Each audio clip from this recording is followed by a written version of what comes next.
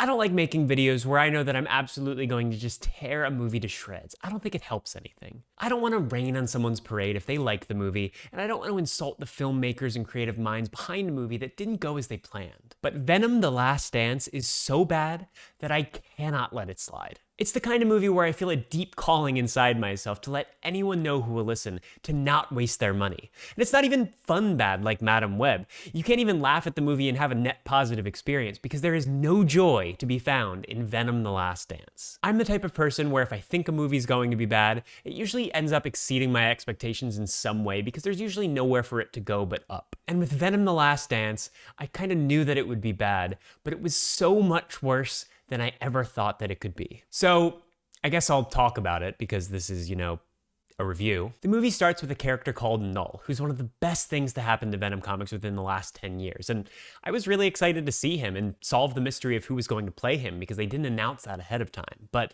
he was really done a disservice here. Null sets his little CGI monsters on a quest to find something called the Codex. The Codex is a device that can free Null from the prison that his creations, the symbiotes, trapped him in, and the Codex is just Venom. They wrote it in as a plot device to kick off this whole story, but really Venom just became a walking key the second that he saved Eddie Brock from dying in one of the previous movies. Speaking of Eddie, he's still at the bar that we saw him in at the end of No Way Home. When he gets back to his universe, he sees on TV that he's still a wanted man, so he and Venom decide to go to New York and blackmail the judge. They make a point to say that he's a wanted man all across the world, so their plan is to go to one of the busiest cities in the world and blackmail the judge. Fine. But when he walks out of this bar, he just randomly stumbles into the criminal underbelly of the city that he's in, where he finds a bunch of dogs being held for dog fights. And I cannot stress just how random this encounter is. He just walks into an alley and suddenly he's in this new plot line because the writers forgot to give us a fight scene within the first 10 minutes of the movie, so they have to hammer one in now. Eddie and the dogs fight the criminals together, and then afterwards they all walk down the street like we're in a Disney movie or something. But now that the movie got their fight scene out of the way, they proceed to give us what feels like 30 minutes of expository dialogue. We also meet a lot of new characters here, like Science Lady with the wounded arm, and Military Man, who's also randomly Baron Mordo from the Doctor Strange movies. And they only speak to tell us information about the plot that these characters would already know and would never need to say out loud. There's this one moment where they're talking about how Area 51 is shutting down and how their new Area 55 is undetectable and they'll never find us down here. Like, yeah, it probably is, but there was absolutely no value in that conversation for you as characters. It is just there to tell the audience information, and it is conveyed very poorly. And I covered this pretty quickly, but trust me, in the theater, this drags on and on. And I think the filmmakers knew this, because the next scene is Eddie attached to the side of a literal plane heading to New York. I get that he's a fugitive and that he probably can't buy a seat on the plane, but it just seems so silly. And to make matters worse, one of Null's little CGI xenophage creatures leaps off the ground and onto the plane like a cat jumping onto the counter. I actually laughed out loud. The physics of that jump just seems so crazy to me. But Venom gets pulled off of the plane and they fall to the ground somewhere near Las Vegas. This is where Venom explains to Eddie that his creator must be hunting him and that he is the codex that Null seeks. And Venom makes it clear that the xenophages can only detect him when he's in the full Venom form, which is very important because one would assume, okay, just don't go full Venom and you're fine.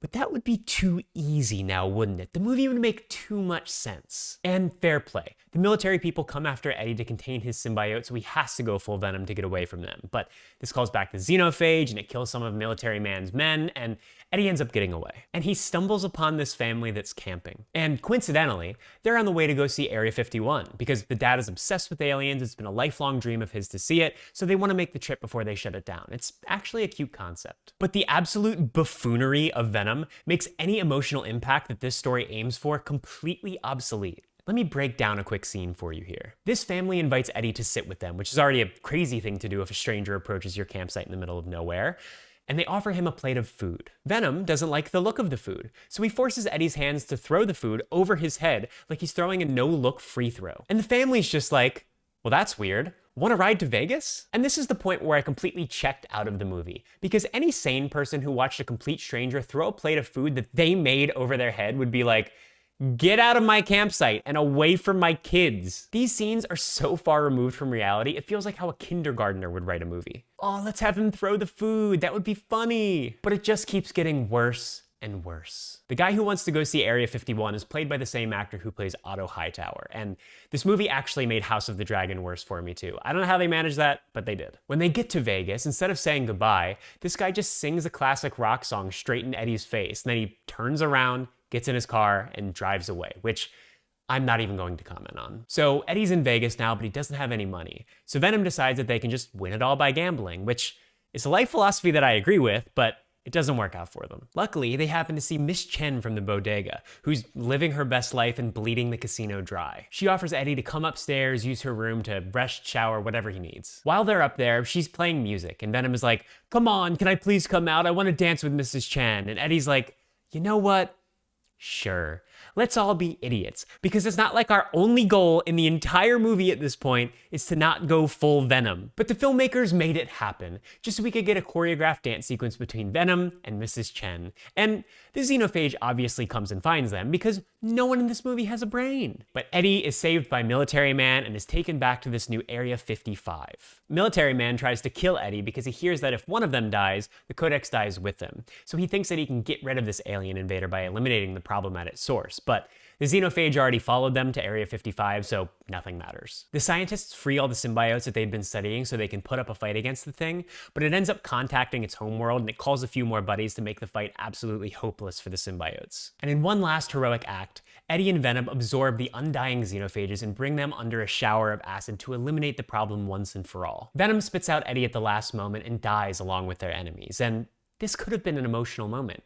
It could have. A new Military Man tells Eddie that his previous crimes are expunged, and he has the chance to start a new life. We see him in New York, where he and Venom wanted to go together, and then the movie spits in your face, a Maroon 5 song starts playing, and they put on a montage of all of Eddie and Venom's best memories. Like, what are we doing here? It feels like they were not allowed to say no to anything in the writer's room. If somebody brought something up, even as a joke, they were like, it's going in the movie. And I don't know, man, this has got to be one of the worst superhero movies I have ever seen. Period. There are no redeeming qualities here. I've seen some people say that the relationship between Eddie and Venom has developed and there's some emotional pull between them, but I completely disagree. Venom is no longer cool. He's a complete and utter buffoon from start to finish in this movie. And his whole death could have been avoided, but he really just needed to dance with Mrs. Chen. I rest my case. If you like this movie, I'm actually jealous because I really wish that I could have liked it too. But please like, comment, and subscribe if you enjoyed my misery, and thank you so much for watching anyway.